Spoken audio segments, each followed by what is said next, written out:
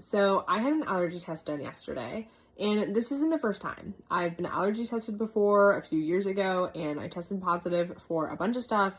And basically, the allergy test yesterday was just supposed to confirm what I was allergic to, and I had gone to that doctor, a new doctor, hoping to start with allergy shots in the near future.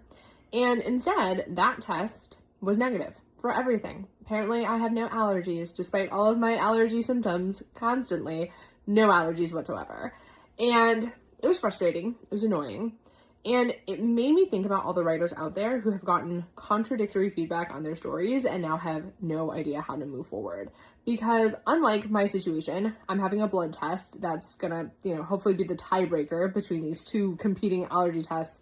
There's no blood test for your book. You can't just have something come in and definitively say, this feedback was right and this feedback was wrong. When you have two different people tell you different things about your story, you have to figure out what's right and what's wrong. And there's no easy way to do that, especially if you are not 100% clear on what story you're trying to tell.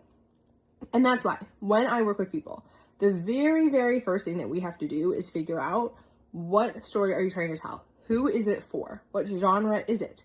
What is your vision for this book? And what are your priorities as a writer? Because if you don't have that vision, you are just going to be torn between that feedback. You're just going to be bouncing back and forth between everyone's different opinion, because fiction is subjective.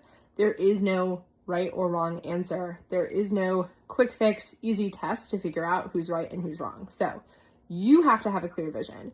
You have to be the tiebreaker, and that comes down to knowing your story, knowing your genre, knowing exactly what you want to do with your book and which readers it's for, so that you can evaluate the feedback you get against that standard you've set for yourself.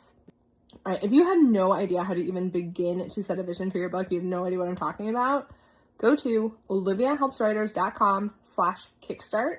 Again, that's oliviahelpswriters.com/kickstart. I have a free guide that will walk you through a step-by-step process for answering some of those key questions, figuring out who your book is for, what you want it to be, so you are not torn between different advice and different feedback. You will know exactly what fits your vision and exactly what doesn't. All right, happy writing.